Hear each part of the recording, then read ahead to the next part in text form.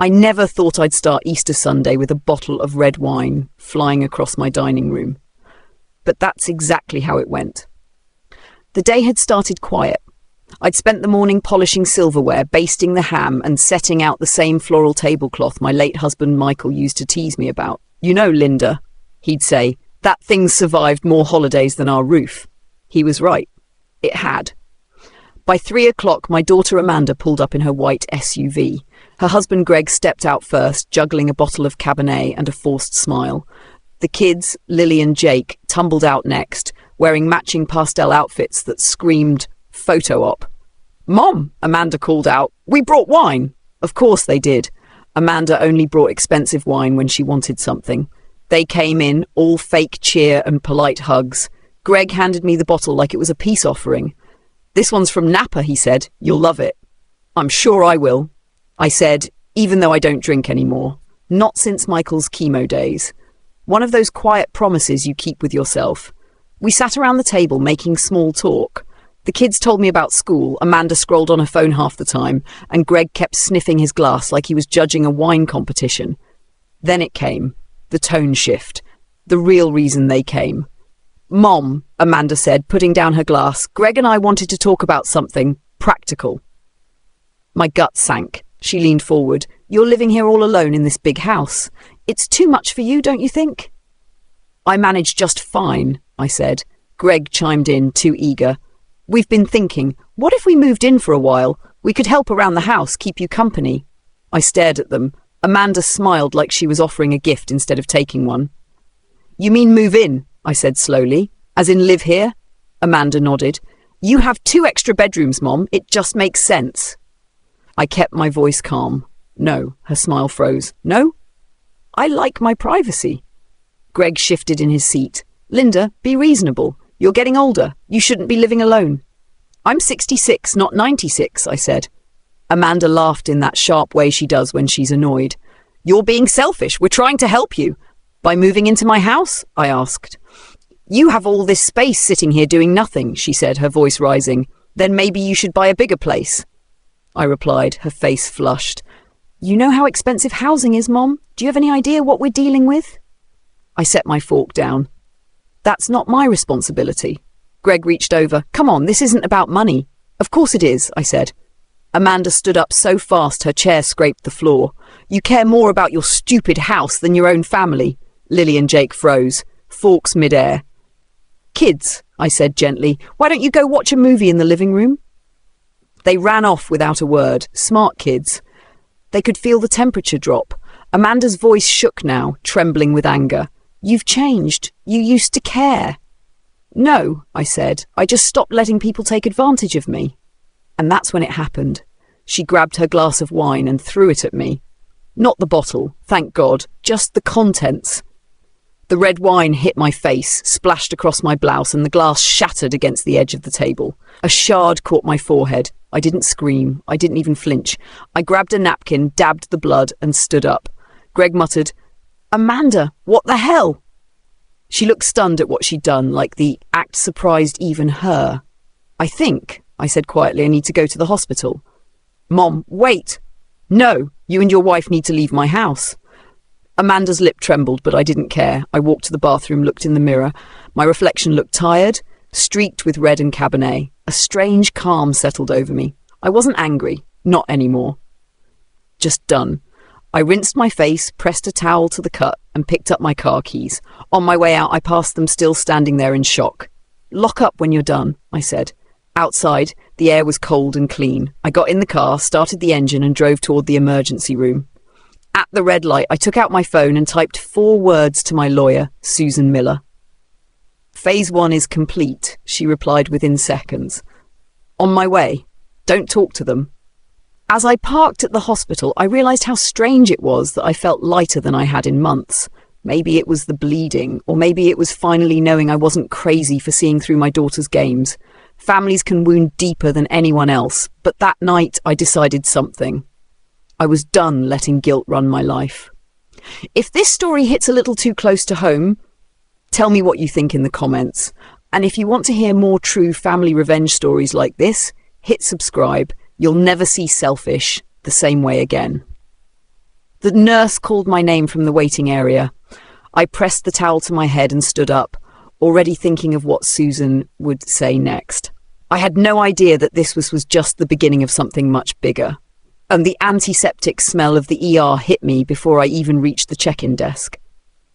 My shirt was stiff with dried wine, and the nurse gave me that half-concerned, half-curious look people get when they're trying to figure out if you're the victim or the cause. "Ma'am, what happened?" she asked. "Family dinner," I said. "You should see the other side of the table." That got a faint smile out of her. She handed me some gauze and told me to wait. I sat in the plastic chair, pressing the gauze against my forehead, and stared at the muted TV showing a commercial about senior living communities. The irony wasn't lost on me. Before I could spiral, I felt my phone buzz. Susan Miller. My lawyer didn't waste time. She walked into the waiting room like she owned the place. Mid-50s, calm, sharp, the kind of woman who could turn a courtroom into a confession booth. She sat beside me, crossed her legs and scanned my face. "You okay?" "I've had worse family dinners," I said. Susan didn't laugh. "Tell me everything. Start from when they arrived." I recounted the entire night, the wine, the shouting, the look on Amanda's face. She typed fast on her tablet, occasionally nodding, occasionally sighing. "Did the cameras get it?" she asked. I nodded. Every word, every drop. "Good. We'll need that footage. Police report first, then restraining order. Assault with a weapon, elder abuse statutes apply since you're over 65. Elder abuse," I repeated, the words tasting strange. Sounds like something that happens to people who can't fight back. Susan looked at me. "Linda, you are fighting back. You're just doing it legally." I leaned back. Amanda's never been violent before. Manipulative, sure, but this... "She escalated because you said no," Susan said simply. "You hit her entitlement, and she reacted. Happens more than you think. Adult children see aging parents as safety nets, not people."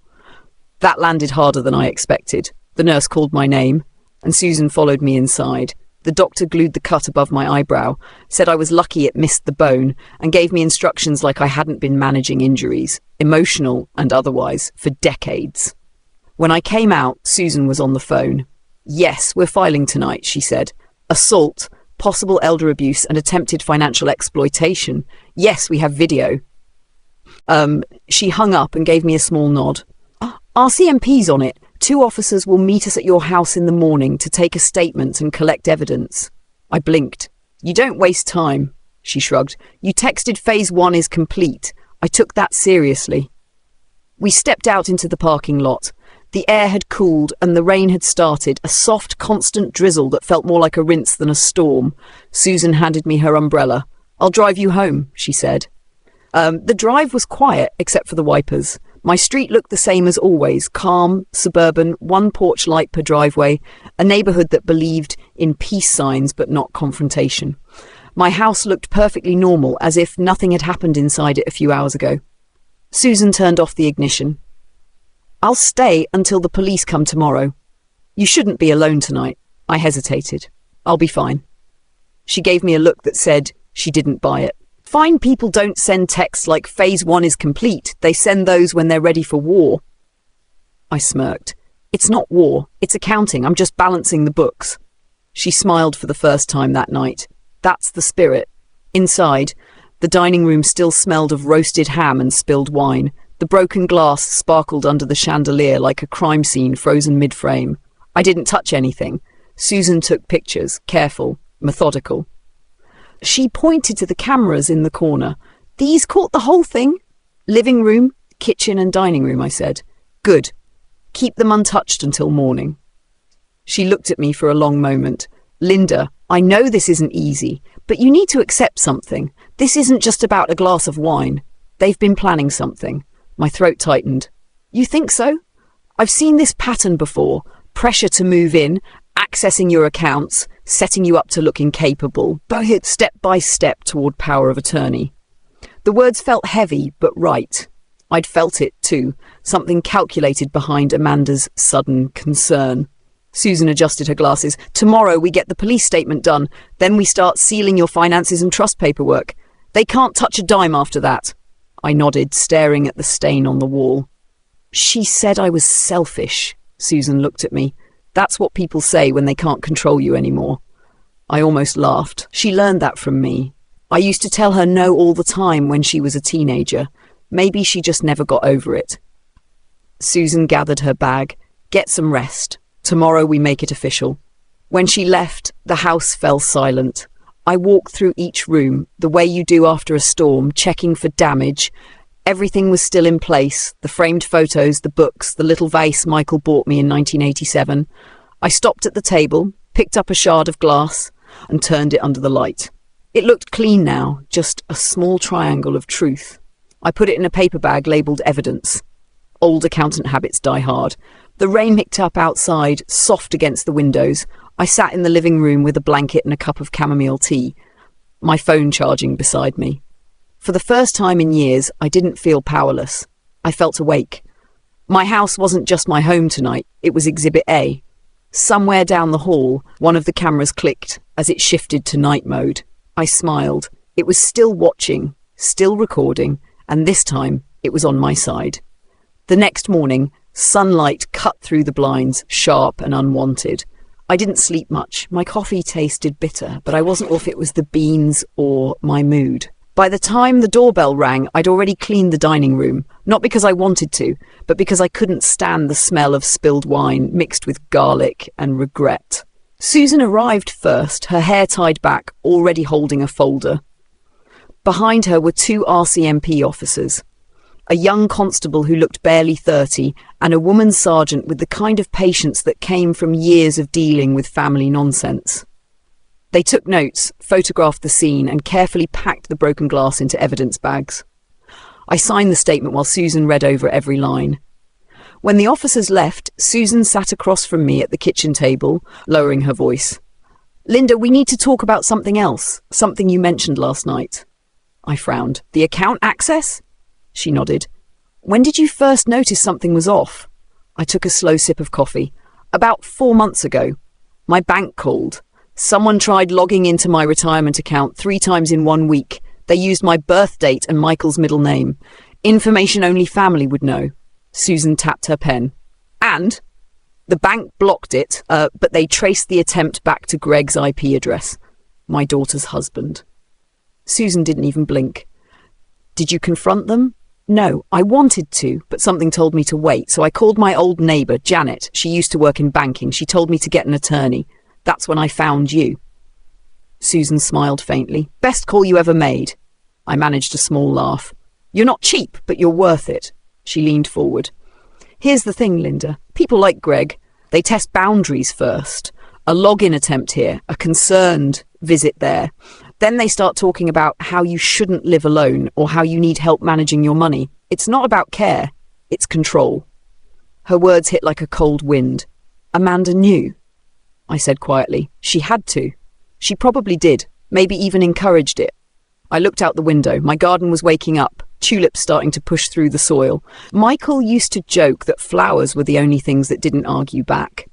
Susan started organising the papers in her folder. "We're going to make sure they can't touch your assets. Not your house, not your accounts, nothing." She laid out the plan like she was reading from a manual. "Revoke any existing power of attorney, update my will with a no contest clause, and move everything into a living trust under my name only." "What about Amanda?" I asked. She'll still be included in your will," Susan said, "but with conditions. If she ever contests your competence or your decisions, she forfeits everything. That clause stops manipulation before it starts."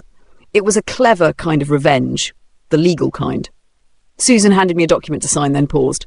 "One more thing. I recommend installing a second set of cameras, smaller ones, hidden in more personal areas, entryways, office, guest rooms, just in case they show up again." I raised an eyebrow. "Expecting a sequel?" "I've learned to always expect a sequel with family drama." I signed the papers. Her tone was matter-of-fact, but under it was a quiet conviction, the kind that made me realise she'd seen this story too many times. When she left, I sat alone at the kitchen table, the paperwork spread out like a map of my new life. It was strange how betrayal could make you feel both numb and sharp at the same time, like a wound you could still think through. Around noon, the phone rang. The caller ID read Amanda. I let it ring once, twice. Then I picked up. Her voice was small. "Mom, can we talk?" I kept my tone even. Is Greg there? It's just me. I could hear traffic in the background, the hum of her SUV engine. I wanted to say I'm sorry, she said, for last night. I don't know what came over me. That's a start, I said, but sorry doesn't fix a bruise. I know, I was angry. I felt like you didn't care about us. I care, I said softly, but caring doesn't mean surrendering. Silence. Then she tried again, her voice tightening. Are you still mad? No, but I'm done pretending everything's fine. Her breathing grew uneven. Mom, please, can we come over and talk in person? No, Amanda, not for now. There was another long silence before she whispered, You're really doing this, aren't you? Doing what? Cutting us off? I'm protecting myself, I said. That's different. She hung up. I stared at the phone for a long time, not angry, not sad, just clear. For the first time in years, I wasn't reacting to her. I was choosing for me. That evening, I went around the house and checked the cameras, one in the living room, one in the kitchen, one outside the front door, all blinking, all working. I felt oddly comforted by those tiny red dots. They didn't lie, didn't twist words, didn't make me doubt my memory. I poured myself a cup of tea and sat on the couch. The cut on my forehead was healing, a thin reminder of the line I'd finally drawn. Somewhere in my chest, there was a quiet hum of relief. Not joy, not victory, just the calm that comes from knowing you finally locked the right doors. Outside, the evening light turned gold across the fence, and for the first time in a long while, I didn't wonder what Amanda was doing. I didn't need to. The truth was already in motion, and I was finally one step ahead. The sound of the pens scratching across the paper was strangely satisfying. One signature at a time, I was reclaiming my life, in triplicate copies, notarized and perfectly legal. Susan sat across from me in her office, tapping a stack of documents with her red pen. All right, she said, that's the revocation of power of attorney. Greg can no longer make decisions on your behalf, financial or medical. This one cancels the joint authorization for your accounts, and this one establishes the living trust. I flipped through the papers. The language was dense, but the meaning was simple. Everything I owned now belonged to the trust, not to me personally, which meant no one could touch it, not without my signature. Susan leaned back. Now the fun part, the no contest clause. She smiled, that sly attorney smile that said she enjoyed outsmarting people for a living. Thus, it states that if Amanda or Greg ever challenge your competence or the validity of your will, they lose their inheritance automatically. $0. I raised an eyebrow. Can we add something that says they lose access to my house if they even think about moving in again? That's implied, she said. But I like your enthusiasm. I signed the last page and let out a breath I didn't realize I'd been holding. For the first time in years, I wasn't waiting for the next crisis. I was planning for it. When I left Susan's office, I drove straight to the electronics store and bought 2 new motion cameras, small, discreet, Wi-Fi connected. The young salesman looked at me like I was shopping for a spy mission. Planning to catch a burglar? He asked. Something like that, I said. Back home, I installed one in the entryway and another near the guest room. If Amanda or Greg ever decided to drop by, I'd have their visit in full HD. As I tightened the last screw, I thought about how many times I'd been told to be nice, to let things go, to keep the peace. Turns out peace only works when everyone agrees to it. That night, I made myself dinner, chicken soup, nothing fancy, and sat at the table that still carried faint stains from the wine incident. My phone buzzed with a text from Amanda. We should talk. Please. I hate how things ended. I stared at it. No apology. Just an invitation to start the same argument again. I put the phone face down and finished my meal. The next morning, Susan called. Good news, the restraining order's approved. Amanda and Greg can't come within 100 meters of you or your property. Violating it means arrest. I smiled into my coffee. That's oddly comforting. Susan chuckled. Legal peace of mind, better than therapy. Around noon, I went to the bank to finalise the transfer of assets into the trust. The teller recognised me and offered that polite tone reserved for customers who look both harmless and slightly intimidating. She scanned my ID, double-checked the documents and said, "So everything will now be managed by your trust under your name. Only you have control." "Exactly," I said. "That's the point." She nodded, clicking her keyboard. "Smart move, Mrs. Carver. You'd be surprised how often families get complicated. Oh, I wouldn't be surprised, I said. By evening, everything was official. The trust was funded, my accounts were locked, my property untouchable. I didn't feel powerful. I just felt safe, which was better. I poured a glass of sparkling water and toasted myself. To survival, I muttered. Then came the knock on the door. Through the camera feed on my phone, I saw Greg standing on my porch, holding a bouquet of flowers that looked like they came from the gas station. His shoulders were tense, his eyes darting toward the camera. He knew he was being watched. I opened the door but didn't let him in. "Hi, Greg," I said flatly. "Linda," he started, forcing a smile. "I just wanted to apologize for Amanda. She's been under a lot of stress lately. We both have." "Stress doesn't excuse assault," I said. He nodded quickly. "You're right, totally right, but she's really sorry. She wants to make things right." "Did she send you?" He hesitated. "She wanted to come, but the restraining order keeps her 100 meters away." "Yes, I'm aware." He looked uncomfortable. "We just want to fix things. Maybe sit down, talk it out." I kept my tone polite but firm. "Greg, if you want to talk, call Susan. I don't negotiate on my doorstep." He frowned. "Lawyers make things worse." "Then maybe you shouldn't have needed one." He sighed, looking past me into the house. "You're not going to forgive her, are you?" "Forgiveness isn't the issue. Trust is." He nodded slowly, realizing he wasn't getting in. "Okay, I'll tell her." "Good. Drive safe." When he left, I closed the door, locked it and checked the footage. Every word, every facial twitch caught on camera. The file uploaded automatically to my cloud storage.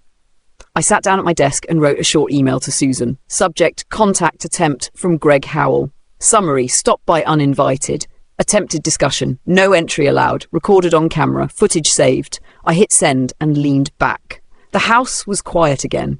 Peaceful, but not empty. For once, I wasn't scared of the quiet. It meant control, order, evidence. The kind of silence that worked in my favour. Outside, the motion light clicked on. A raccoon scurried past the porch, triggering the sensor. For a split second, my heart jumped before I laughed to myself. At least raccoons don't sue for inheritance. The doorbell rang again 3 days later, this time with more insistence. I already knew who it was. That rhythm of impatience could only belong to Amanda. I checked the camera feed from my phone. There she was, standing on the porch with arms crossed, sunglasses pushed up on her head like armour. Technically, she wasn't violating the restraining order. She was just outside the 100-meter boundary, standing on the sidewalk. Close enough to make her point. I stepped outside and met her halfway down the driveway. "Mom," she said before I could speak, "this has gone too far." "I agree," I said. "Throwing wine at someone tends to do that." Her mouth tightened. I said I was sorry. "I've tried calling. Greg tried too. You're freezing us out, and it's not fair." I folded my arms. "Fair? You called me selfish because I didn't want roommates. You let your husband try to dig into my finances. You threw wine in my face in front of your children, and I'm the one being unfair." She glanced around the neighbourhood, lowering her voice. "You're overreacting. We were just trying to help. You can't keep living like this, alone, paranoid, setting up cameras everywhere. It's not healthy." "It's smart," I said. "That's the difference." Amanda took a step closer. "You've turned into someone I don't even recognise." I met her gaze. "That's funny. I finally feel like myself again." For a second, she didn't know what to say. Then came the inevitable eye roll. "This is about control, isn't it? You can't stand the idea that someone else might make decisions for you." "You're right," I said. "I can't, because I'm not dead yet." She scoffed, shifting her weight. "You're impossible. Every time we try to do something for you, you make it into some conspiracy. Do you know how insulting that is?" "Probably about as insulting as being accused of needing a babysitter." Her voice cracked a little, frustration giving way to something darker. "You've always been like this, Mom. Everything has to be your way. You never listen." I smiled thinly. "I listened for 40 years, Amanda. That's long enough." That stopped her cold. She opened her mouth, then closed it again. For the first time, she didn't have a comeback ready. I nodded toward her car. "You should go." "I'm not leaving until you agree to talk to me," she said. "Then you'll be waiting a while." She stared at me for another moment, eyes glassy with something that wasn't quite regret.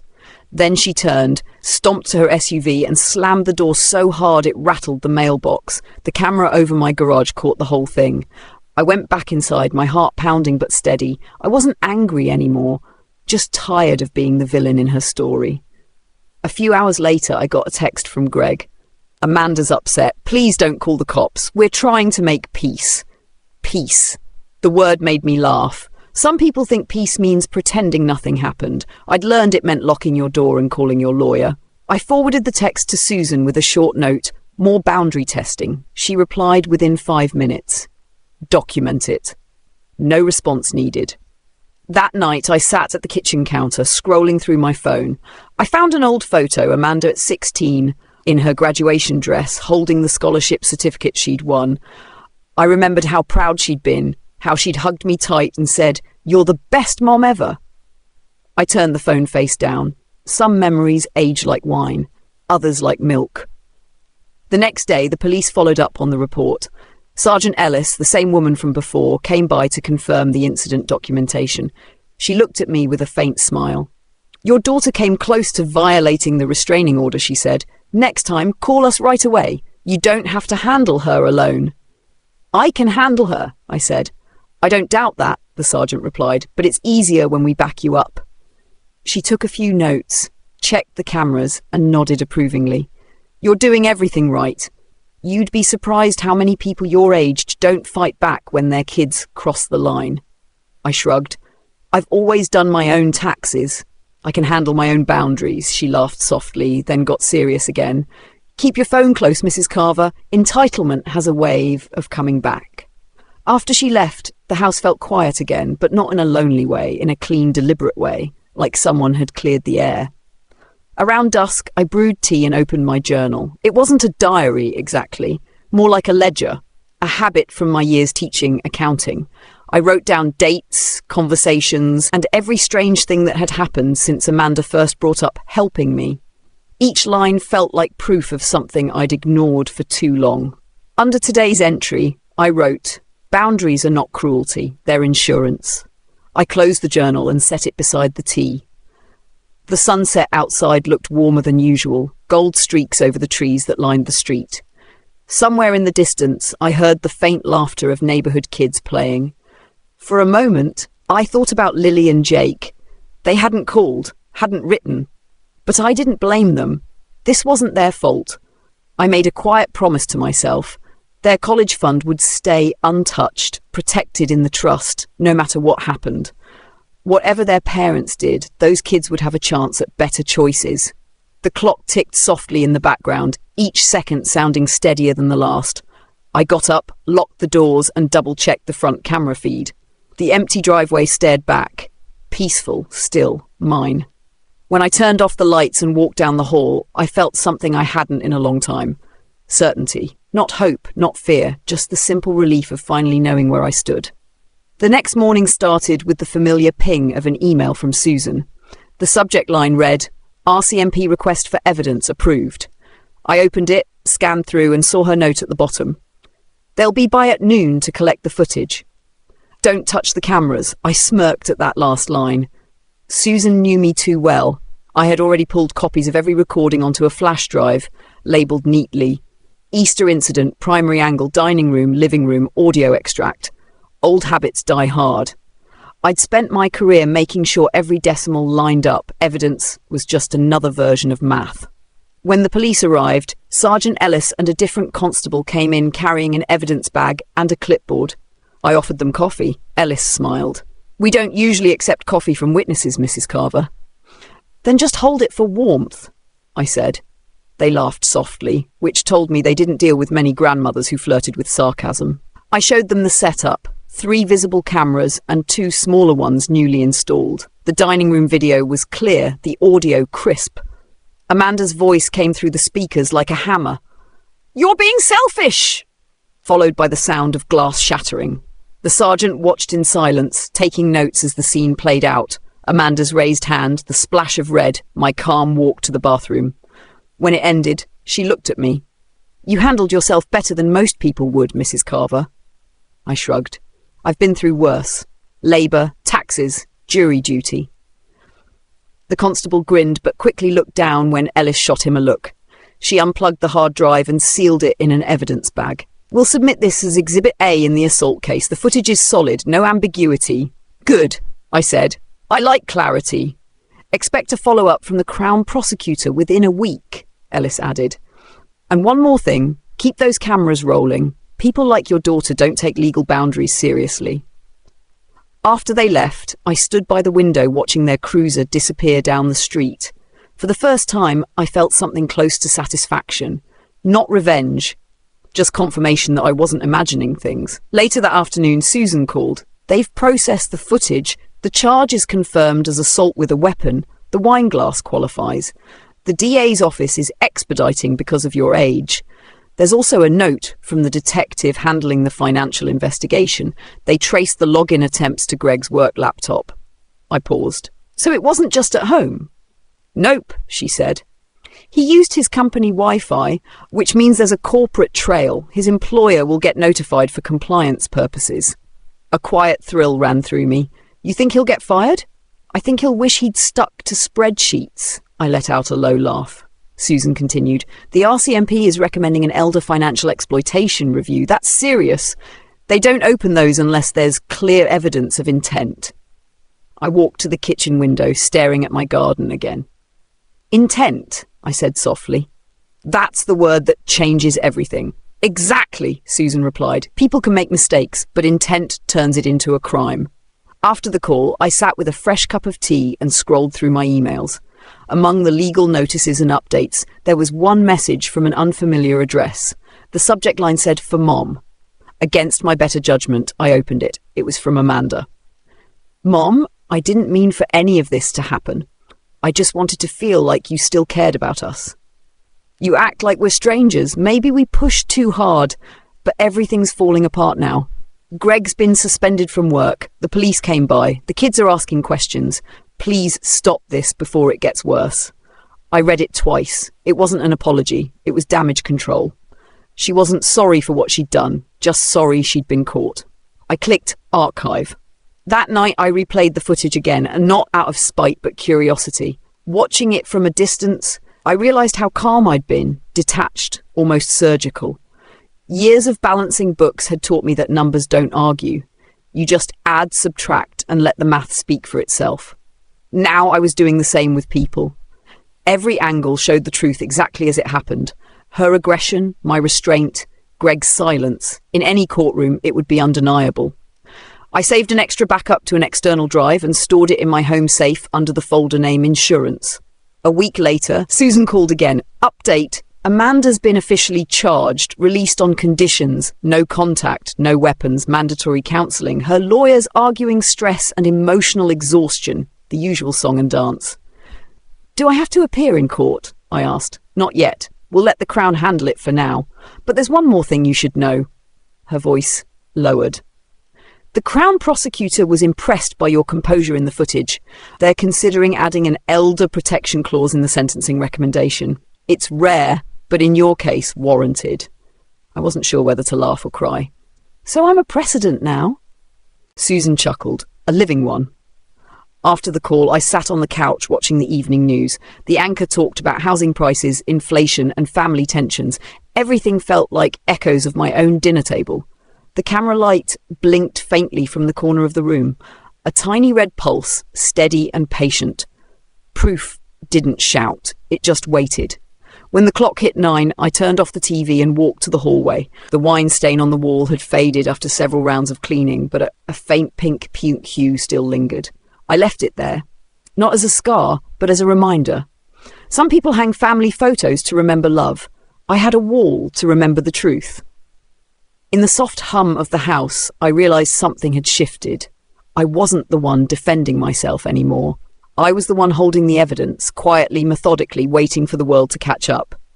The phone rang just as I was finishing breakfast. It wasn't Susan this time, it was Sergeant Ellis. Her voice had the kind of calm people use when they're about to drop something heavy. Mrs. Carver, I wanted to give you an update. The financial investigation's in motion. We've confirmed multiple access attempts from Mr. Howell's devices. 1 from his company laptop, 2 from his home network. I stirred my coffee slowly. So that's 3 in total? 3 documented, she said. Could be more. The digital forensics team is pulling logs from the bank servers now. Do I need to do anything?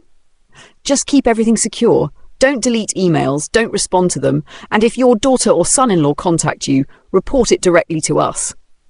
I'll add it to the growing list of boundaries, I said dryly. Ellis chuckled softly. You're handling this better than most, Mrs. Carver. Accountants are used to audits, I replied. This one just happens to be emotional. She laughed before hanging up, and I set the phone down next to my toast. The word investigation hung in the air. It sounded cold, sterile, like it belonged in someone else's life. But it was mine now, and oddly, I wasn't afraid of it. Around noon, Susan called. Good news and bad news, she said. Which one first? Let's start with dessert. The good news. The Crown prosecutor officially filed both cases, the assault and the financial exploitation. You're listed as the primary complainant in both. You won't have to testify right away, but they'll likely want you for confirmation statements soon. And the bad news? Greg's wife, filed an affidavit through her lawyer claiming you're not mentally competent. I nearly dropped my cup. Excuse me? She's claiming your recent legal changes were the result of manipulation by a third party. That would be me, apparently, and that you're showing early cognitive decline. My laugh came out sharp. So I'm suddenly senile because I hired a lawyer and stopped funding her lifestyle? Pretty much, Susan said.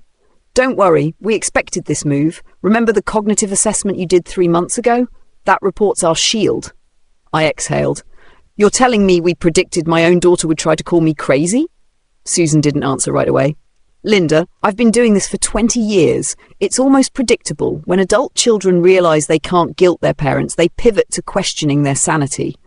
I stared at the papers on my table. Trust documents, notarised statements, all lined up perfectly in neat rows. Well, I said finally, I've been called worse. Susan chuckled. We'll file a motion to dismiss the affidavit.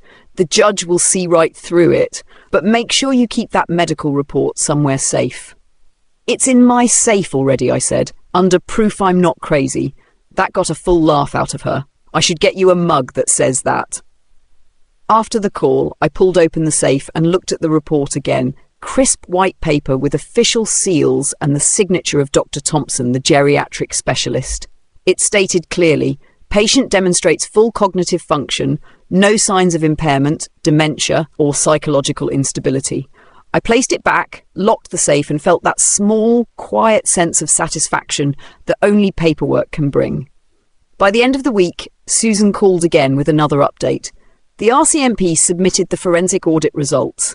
The evidence is overwhelming.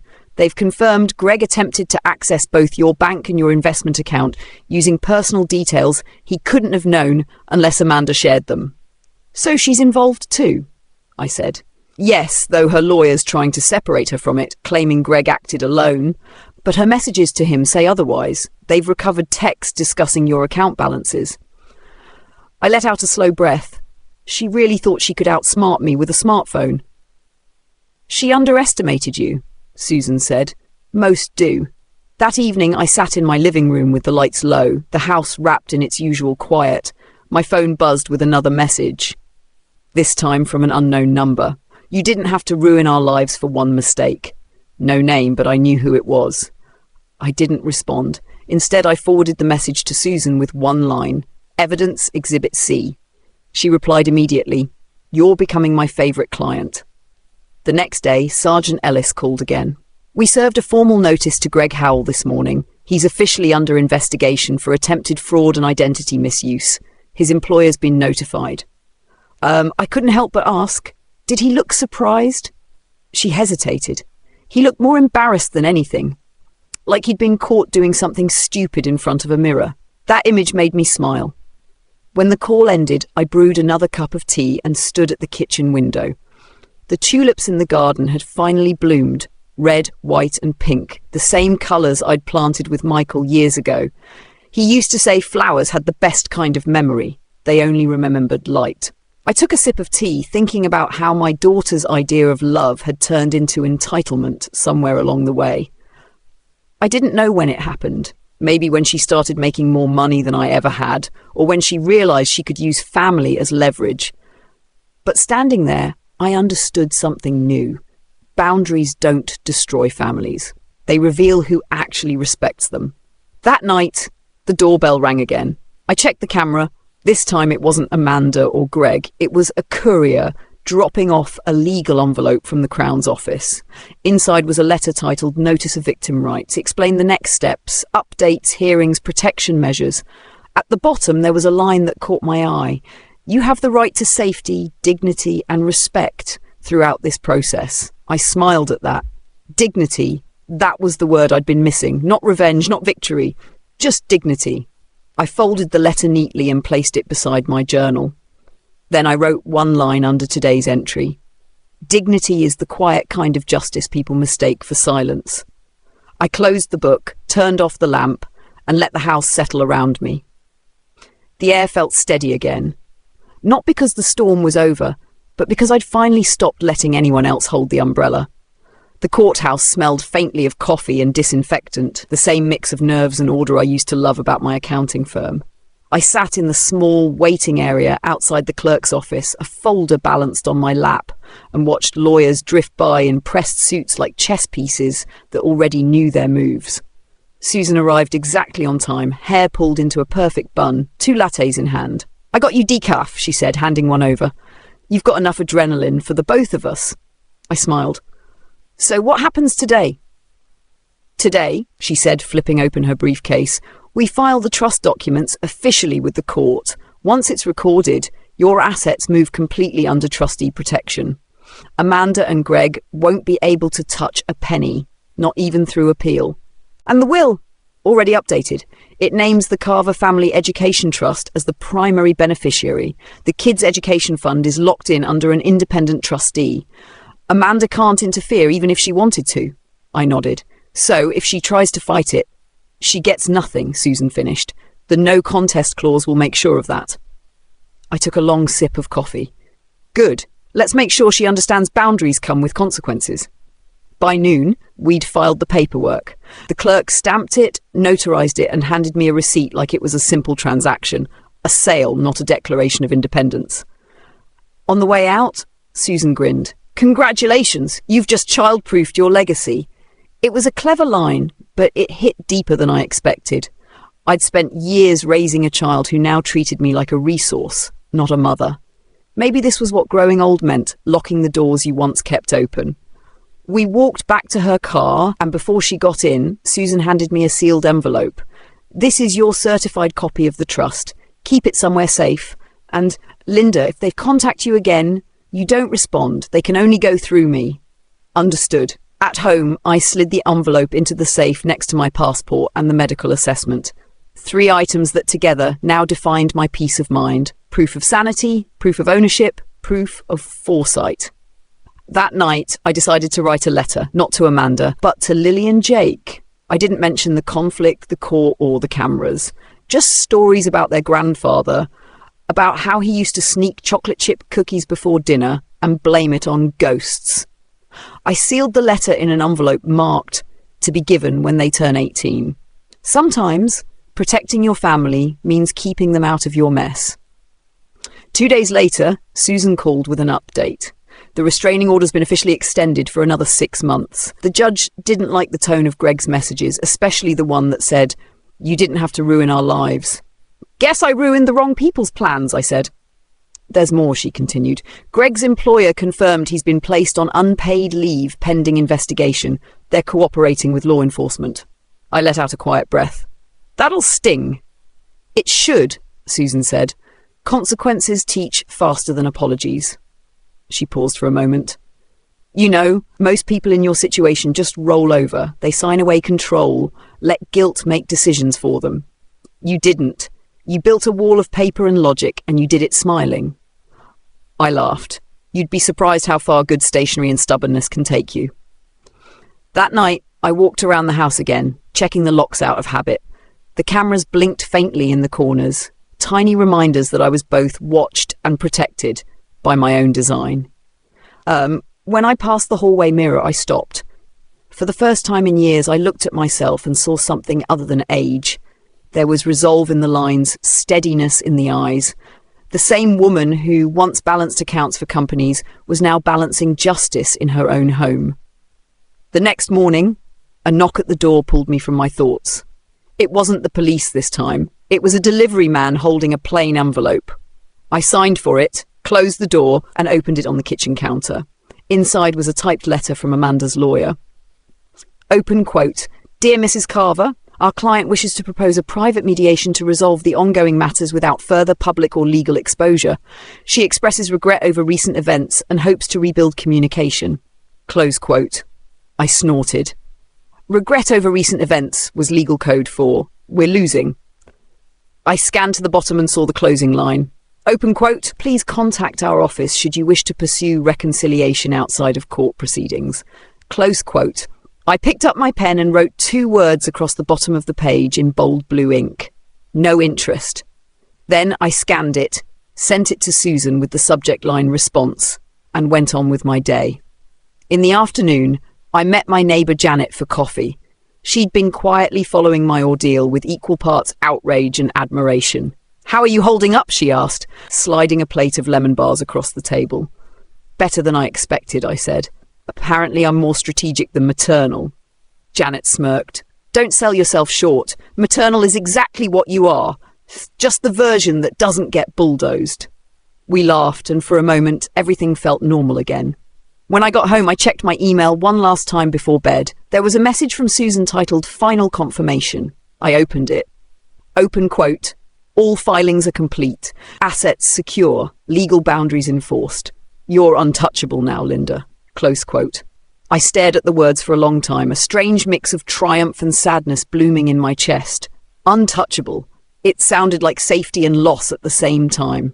I turned off the computer, switched off the lights, and stood for a moment in the dark, listening to the soft hum of the refrigerator and the faint ticking of the clock. The house felt still, but alive, as if it too had understood that order had finally been restored. I poured myself one last cup of tea before bed and thought, not for the first time, that peace doesn't always come from forgiveness. Sometimes it comes from paperwork done right. The courthouse was quieter than I expected that morning. A grey drizzle hung over Tacoma, the kind that makes everything look washed out and serious. I walked through security with Susan beside me, her calm face betraying none of the tension I felt pressing against my ribs. "This is just the preliminary hearing," she said. "You won't have to say a word.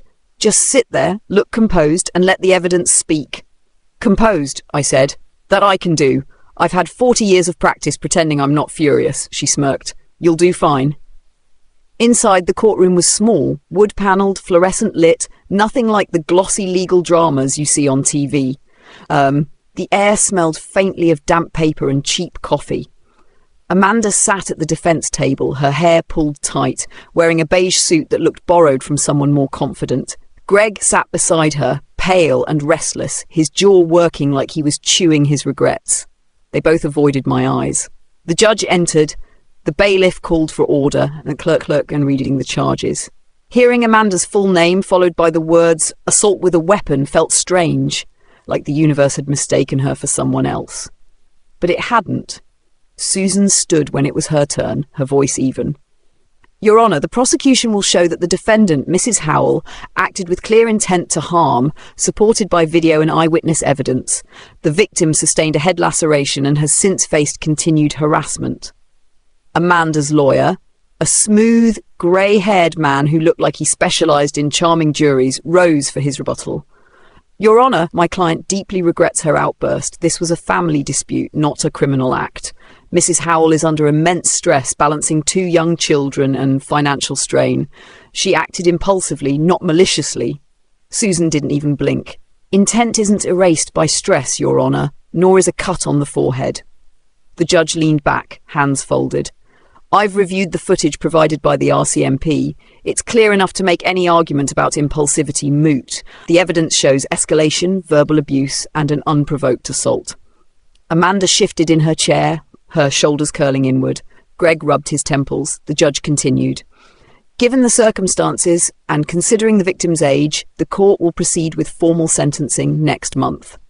Mrs. Howell will undergo anger management counselling, 2 years probation, and no contact conditions for the duration of the term. The charge of elder abuse, while not separate, will be noted in the record. The gavel came down once, sharp and final. Susan leaned toward me. That's a clean outcome. No appeal, no loopholes. I nodded slowly, eyes fixed on the table ahead. Amanda was crying now, silent tears smudging her mascara. Greg said something to her, too low for me to hear. I didn't move. For years I'd wanted her to face consequences. Now that she was, I didn't feel triumphant, just tired. When court adjourned, Susan touched my arm. We can leave through the back if you want. No, I said, I'm fine. We walked past Amanda on the way out. She didn't look up. Greg did, though, just long enough for our eyes to meet. His were full of something that wasn't guilt, not exactly. Maybe it was recognition. The moment you realise the person you underestimated just rewrote the ending without you. Outside, the rain had stopped. The sky was still grey, but lighter now. Susan opened her umbrella anyway, just in case. Now what? I asked. Now, she said. The criminal case is settled. The financial one's next, but that'll be handled through filings. You won't need to appear unless the court requests clarification. I'll keep you updated. Will they go to jail? Not for this, but their record will follow them. Greg's already facing HR review. Amanda's probation means mandatory counselling and supervision. They won't be able to hide this. I looked down at the courthouse steps, slick with rain. Good, I said softly. Maybe this time they'll learn the difference between accountability and cruelty. Susan smiled faintly. You really do talk like a closing argument. I spent my life balancing ledgers, I said. This is just the universe settling mine. We reached her car and she turned to me before getting in. Linda, you should be proud. Most people your age freeze when family turns against them.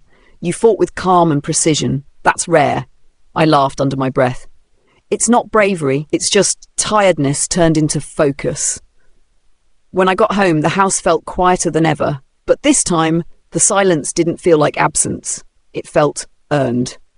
I set my bag on the counter and noticed something in the mail slot. A small wrinkled envelope. No return address. The handwriting was unmistakable. Mom, inside was a note. I don't expect you to forgive me. I don't even know what I was thinking. Everything fell apart faster than I could stop it. Greg's lost his job, and the kids keep asking why they can't visit you. I'm sorry for everything. Amanda. I folded the letter once, then twice, and placed it inside my journal under today's date. No anger, no tears, just documentation. I poured myself a glass of water and sat by the window watching the drizzle turn into mist. Somewhere out there, my daughter was being forced to sit still, reflect, and face herself for the first time in her life. It wasn't revenge, it was arithmetic. Actions, consequences, balance restored. When the phone rang again, it was Susan. One last thing, she said. The judge ordered a restraining order extension. 2 years this time. That means you're officially safe to live your life without interference. I smiled faintly. That sounds like freedom. It is, Susan said. You've earned it.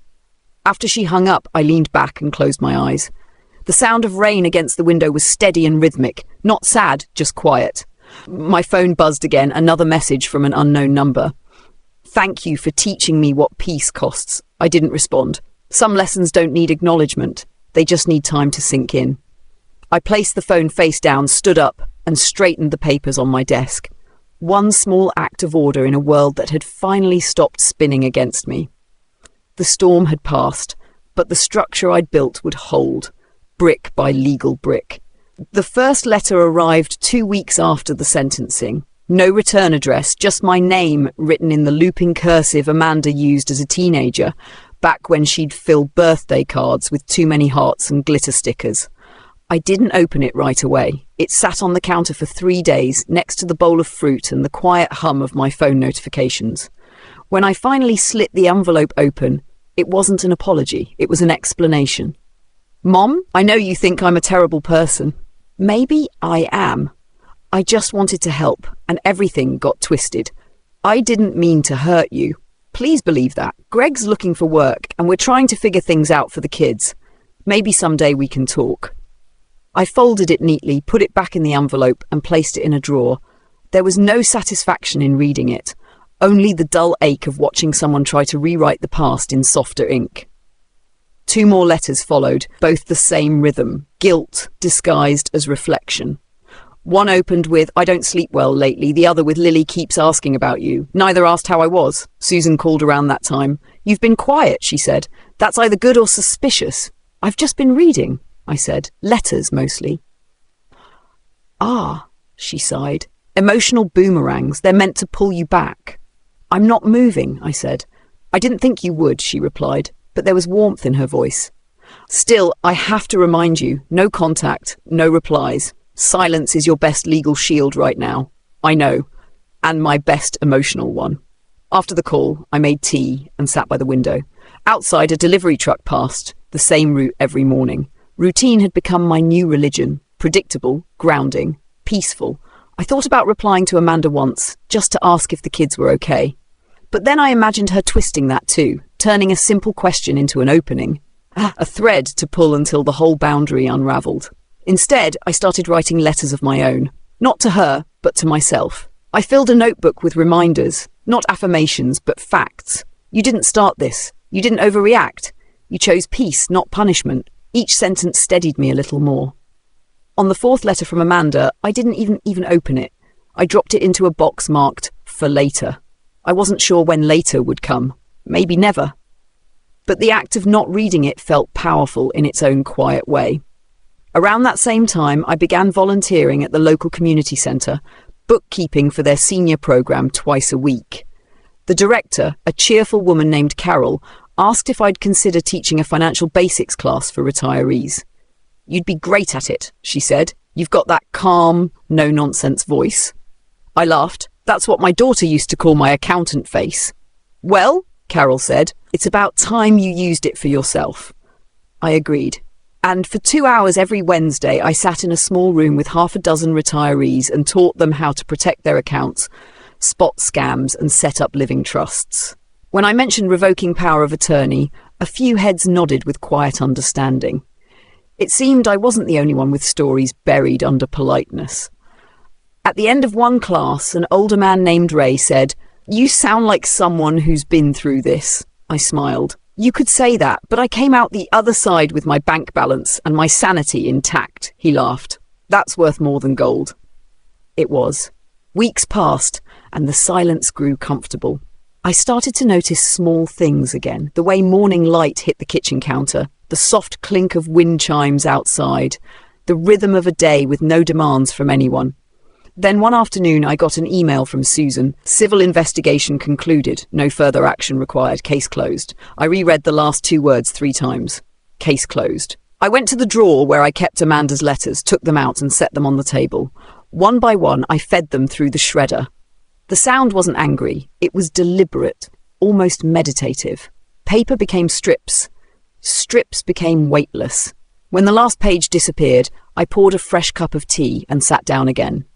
My phone buzzed once, a notification from an app I barely used. I glanced at it and saw an old photo from years ago. Me, Amanda and Michael, standing in front of our old house. Everyone smiling, everyone pretending. I didn't delete it. I just set it as hidden. Some memories aren't meant to be erased. They're just meant to stay out of sight. That night, as I turned off the lights, I felt no need to check the cameras. The house was quiet, secure, and still mine, not because of locks or legal papers, but because I'd finally stopped defending it in my head. The silence that once felt like a punishment had turned into something else entirely. It was peace with proof of ownership. The knock came just as I was finishing my second cup of coffee. It wasn't the usual rhythm of the mailman or the dull thud of a delivery.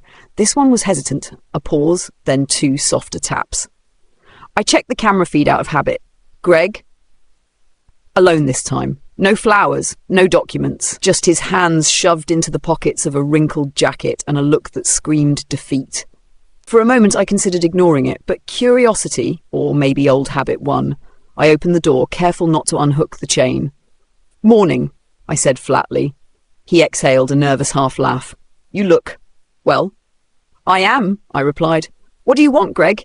He shifted his weight, glancing toward the driveway like he expected Amanda to appear. "I just wanted to talk. It's been a rough few weeks." I raised an eyebrow. "I imagine probation will do that." He rubbed his forehead. "Look, I know you have every reason to hate us." "I don't hate you," I said. "I just don't trust you. Big difference." He nodded as if that distinction gave him a sliver of hope. Amanda's not doing great. She's in counselling, but she's not herself. The kids miss you. Lily asks about you every night. That hit a nerve, but I kept my face still. I'm sure she does. She's a good kid. Greg sighed. I didn't come here to make excuses. I came to say I'm sorry. Not the kind of sorry that tries to fix things, just the kind that admits you were right. We went too far. You did more than that, I said. You broke trust, Greg.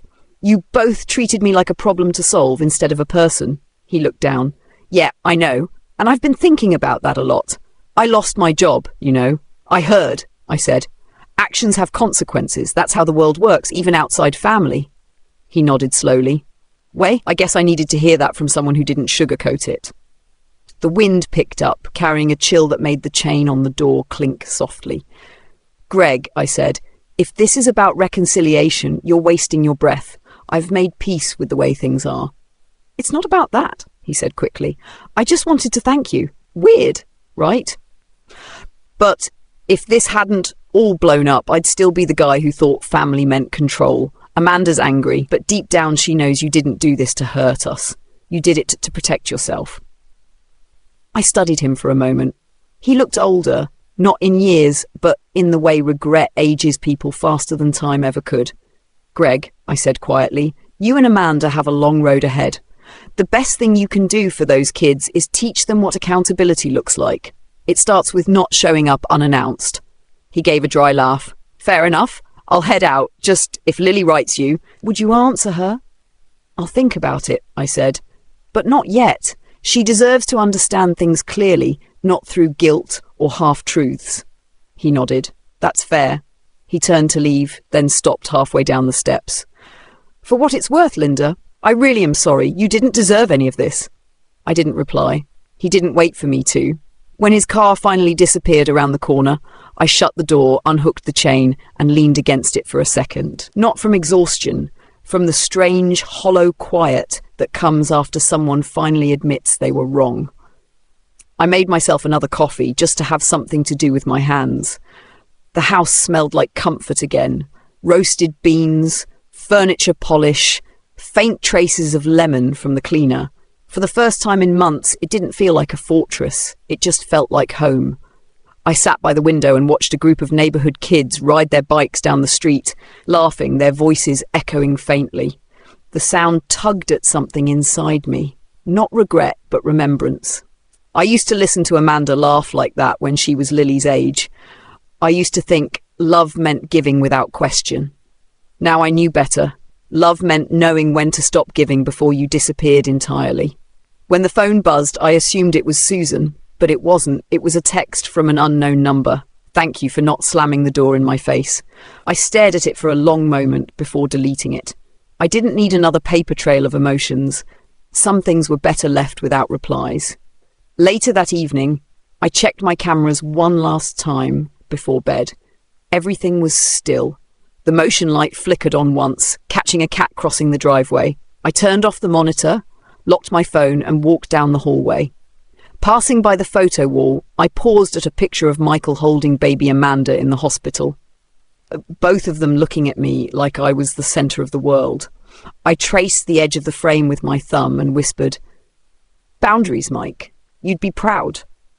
The house answered with the soft hum of the heater kicking on, steady and warm, the kind of sound that says life moves forward whether anyone's watching or not. The next morning, the house was still. For the first time in a long while, I woke up without my phone buzzing or my stomach tightening with what-ifs. The light coming through the curtains was soft, steady, peaceful. I brewed a pot of coffee, took my mug to the back porch, and watched the mist lift from the garden. The roses I'd nearly neglected all spring were blooming again, stubborn little things, thriving even after being ignored. I smiled at that. Maybe resilience ran in the family after all, just not the branch I'd expected. A week after Greg's visit, I joined a watercolour class at the senior centre. I figured if I could teach finances, I could at least try something that didn't involve balance sheets. The instructor, a retired art teacher named Helen, insisted everyone paint what felt calm. I painted my kitchen window, the same one that had once looked out over an Easter disaster, now framed by blooming geraniums. Helen came by and squinted at my work. "You've got a steady hand," she said. "Years of writing checks," I replied. She laughed. "Well, it shows. Keep that energy. You paint like someone who's decided not to apologize anymore." "I guess that's true," I said, and realized I meant it. Most days followed a rhythm I hadn't known I missed. Morning coffee, a walk to the community centre, an hour of painting or teaching, then back home to cook dinner for one, a luxury, not a punishment. I started keeping a small vase of fresh flowers on the table. Every week, something different. Lilies, tulips, daisies. It wasn't about decorating. It was about reclaiming beauty where I lived. Susan called once a week just to check in. "How's freedom treating you?" she'd ask. "I'm learning it doesn't make noise," I'd say. "It's just quiet." She liked that answer. Said it sounded like a quote for one of her firm's brochures. By June, I had a small group of friends at the centre. Carol, the director, kept asking if I'd run for the board. "You've got the calm authority we need," she said. "People listen to you." "Maybe next year," I told her. Right now, I'm enjoying not being in charge of anyone. Sometimes I still thought about Amanda, but not with the same ache. The anger had burned itself out, leaving behind something more precise, boundaries shaped by reality instead of resentment. I didn't check the mail expecting another letter. I didn't hope for reconciliation. I just let things be what they were. One Saturday afternoon, while clearing out the storage closet, I found an old box of photos. Inside was a picture of me and Amanda from her high school graduation. We looked happy. Or maybe we just looked like two people pretending to be on the same side of something. I slid it into a new frame and put it on the hallway shelf. Not forgiveness, just acknowledgement. Proof that we'd both existed before the damage. The next week, a woman named Patricia joined my class. She was new to the area, recently widowed, with a humour that cut through silence like sunlight. She sat next to me and joked that my clouds looked too responsible. We started getting coffee afterward, trading stories about our kids, our losses, and the small joys of getting older without apology. "You ever think about starting over?" she asked one afternoon. "Every day," I said. "But I think this is it. Not moving somewhere new, not falling in love again. Just waking up and not flinching." She nodded. "That sounds like peace." "It is," I said, "the kind you build yourself." Later that summer, I got a postcard from a small law firm in Seattle, a newsletter Susan's team sent to clients. On the back, she'd scribbled a note, "Client of the Year for Boundary Management. You win by a landslide." I laughed so hard I nearly spilled my tea. By September, I'd started teaching 2 classes a week instead of 1. Carol joked that I was their most popular unpaid staff member. I didn't mind. The work gave me purpose, but the difference now was that I chose it. Every hour, every interaction was voluntary. I still kept the cameras on, out of habit, but I stopped checking them nightly. Control had become less about surveillance and more about trust. Trust in myself to handle whatever came next. One evening, while locking up after class, Helen caught me staring at the sunset through the community centre's glass doors. "You always look like you're in a courtroom with the sky," she teased. "Old habits," I said. "I like balance." "Well, balance looks good on you," she said. I walked home under the orange glow of the streetlights, the air cool and steady. At my porch, I paused to look back down the street, the same one where Amanda used to park her car for Sunday dinners. The same one Greg had driven down the day he left, shoulders heavy with regret. It all looked smaller now, almost manageable. Inside, the house smelled faintly of paint and coffee. On the table sat the latest watercolour, a landscape of my backyard, sunlight spilling through the fence. I hadn't realised until that moment how much light I'd painted in. I poured myself a glass of water, sat down and looked at it closely. The picture wasn't perfect. The lines were uneven, the sky too pale, but it was mine, steady, quiet, honest, and for the first time in years, that was more than enough. The envelope came on a Tuesday afternoon, tucked between a grocery coupon booklet and a charity appeal. My first thought was that it was another piece of junk mail, but then I saw the handwriting, big, round letters pressed hard into the paper. Not Amanda's, Lily's. The return address wasn't theirs, it was her school. Inside was a folded piece of notebook paper, covered in coloured pencil. It was a drawing of me sitting on a park bench with 2 stick figure kids, one holding an ice cream, one holding a balloon.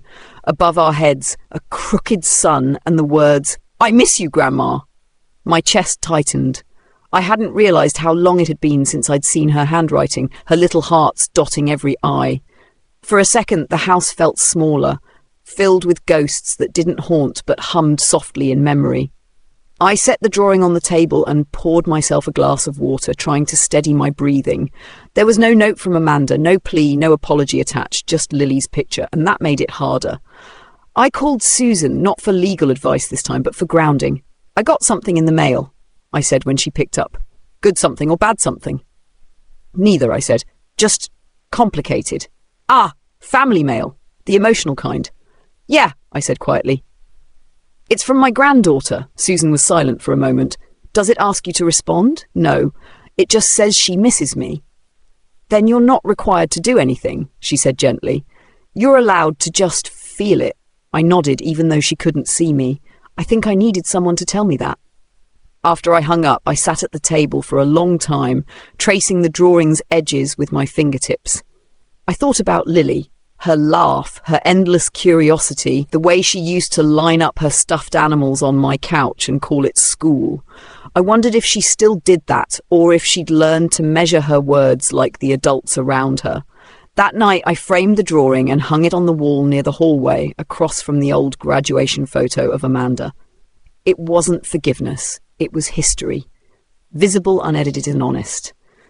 The next morning, I woke up earlier than usual. Maybe it was the light, maybe it was the quiet, but something in me felt different, softer. I made my coffee and took it out to the garden. The air was crisp, the kind that hints at autumn without fully letting go of summer. The roses were fading, but the lavender had taken over, strong and steady. As I sat there, I realised something that surprised me. I wasn't angry anymore. Not at Amanda, not even at myself for letting it all get that far. The anger had been a shield, and now that I didn't need it, I felt almost weightless. Later that week, I brought the framed drawing to my class at the community centre. When Carol noticed it, she smiled. Your grandkids? Yes, I said simply. It's beautiful, she said. Kids have a way of drawing truth without realising it. They do, I said. She drew peace, not guilt. That's what makes it hard. Carol nodded knowingly. Maybe it's not supposed to be hard forever.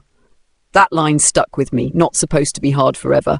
Over the next few days, I caught myself looking at the drawing more often, not with sadness, but with a kind of quiet respect. It reminded me that even broken things can produce something tender, something true. That weekend, Patricia came by with a small basket of apples from the farmer's market. We sat in the backyard, peeling and talking about nothing important. When she noticed the frame through the kitchen window, she said, "That yours?" "My granddaughter drew it," I said. She smiled.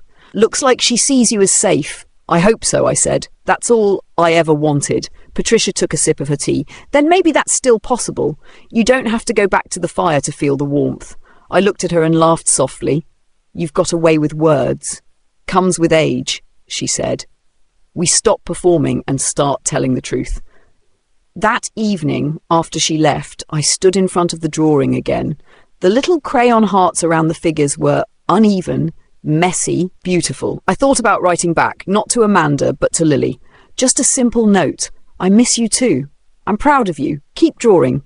But I didn't. Not yet. Timing mattered. The next step had to come from her, or from time itself. Instead, I turned off the lights, leaving the hallway dim except for the glow from the window. The frame caught the light just enough that the crayon colours shimmered faintly. Pinks, yellows. I whispered, "Sleep well, sweetheart," and went to bed. The next morning, I woke up rested, calm, and oddly grateful. The drawing was still on the wall, quiet but alive. Proof that love, once honest, never really disappeared, just changes shape until you're ready to see it again. That night, after brushing my hair and turning off the lights, I paused by the hallway once more. The drawing from Lily caught the faint glow of the lamp. The colours looked softer now, like time itself had blended the edges. I didn't touch it. I didn't need to. Just seeing it there, steady on the wall, was enough to remind me that some things could stay without reopening old wounds. I sat down at my desk with a blank page in front of me, the kind that used to intimidate me. All that white space asking for meaning. Now, it felt like an invitation. My fountain pen scratched softly against the paper as I began to write. Protecting your peace isn't selfish, it's survival. That line had come to me months earlier in a moment of anger. Tonight it felt more like truth than defiance. I kept writing, not for a letter, not for a journal, just for clarity. There comes a point when love stops being giving and starts being surrender. The trick is knowing which side you're on before you disappear into someone else's life. The clock ticked quietly behind me. I looked around the room, tidy, calm, with no trace of chaos. The house that once echoed with arguments now breathed like a living thing at rest. In the morning, I walked to the community centre for my class. Carol met me at the door with her usual grin. "You're glowing," she said. "Probably the coffee," I replied. "Or peace," she said. "You look like someone who's done fighting battles that aren't hers." "That's exactly what it feels like," I said. That afternoon, after the session, Helen suggested we hang everyone's paintings in the lobby. "A little community art show. You should pick one for yours," she said.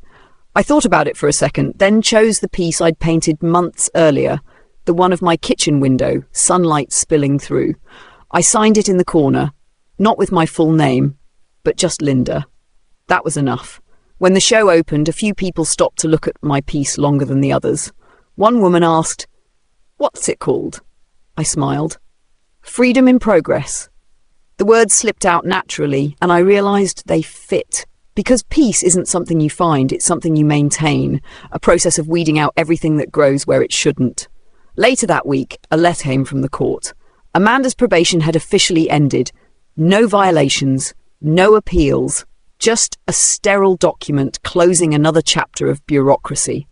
I signed the acknowledgement, filed it away, and felt nothing but relief. I spent the weekend cleaning out the attic. Old paperwork, boxes of receipts, Christmas decorations, things that used to matter but no longer did.